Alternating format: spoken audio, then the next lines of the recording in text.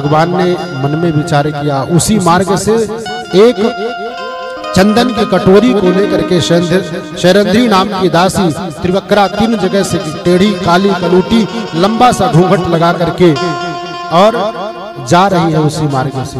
मेरे भगवान ने सोचा वो कौन थी? महाराज कंस की दासी है, नित्य प्रति चंदन घिस करके कंस के मस्तक पे लगाया करती। आज मेरे नन्हे से कन्हैया ने तुरंत आवाज लगाया, ओ परम सुंदरी देवी किधर जा रही हो? किसी काली कलूटी औरत को सुंदरी कह दीजिए, देवी तुरंत प्रसन्न हो जाएगी। इसलिए आपको आचार्य सुखदेव भगवान, मैं नहीं बता रहा, आचार्य सुखदेव भगवान बहुत सुंदर मंत्र बता रहे हैं। देवियां कितना भी नाराज हो, केवल आप इतना कह दो कि आज आप बहुत सुंदर लग रही हो, तुरंत प्रसन्न हो जाएंगी।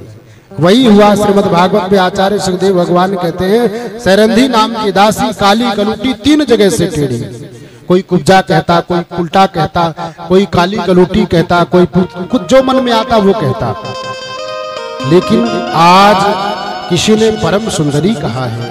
पीछे मुड़ करके देखती है घूंघट उठा करके और उन भगवान के स्वरूप को देख करके मोहित हो गई। और भगवान सामने पहुंच करके कहते हैं, देवी आप तो बहुत सुंदर हो, गदगद हो रही है। उसने आज मानो, सुखदेव भगवान कहते हैं, राजा परीक्षित से जीवन में पहली बार उस शैरंध्री ने घूंघट उठाया है, हमेशा लगा के रखती थी, आज उसने घूंघट उठा दिया, मुझे किसी ने सुंदर कहा। आज भगवान ने ये बात कही तो बलराम जी मुस्कुराए कि वो किस एंगल से किस तरह आपको सुंदर लग रही है।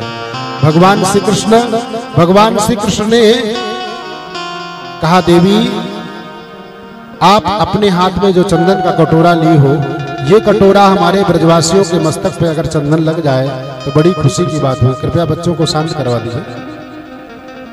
और वो शैरंध्री दासी चंदन का कटोरा तुरंत गोविंद के चरणों में निवेदन कर देती है। आज किसी ने मुझे सुंदरी कहा है, और अपने हाथों से पुष्प से डुबो करके और भगवान के मस्तक पर चंदन लगाती है। सुखदेव भगवान ने राजा परीक्षित से कहा कि आज भगवान परम सुंदरी का दर्जा दे करके और उस शैरंध्री को इतना प्रसन्न कर लिए कि वो चंदन लगा रही है। समस्त सखाओं के मस्तक पर उसने चंदन लेप किया है, और चंदन लेप करने के पश्चात मेरे गोविंद ने कहा कि अगर मैंने परम सुंदरी कहा है, अगर इसको सुंदर स्वरूप का वरदान नहीं दूंगा तो ये समाज में एक अपसाप बनेगा। अपने मतलब के लिए उन्होंने सुंदरी कह करके अपना काम निकाल करके उसको वैसे ही छोड़ दिया।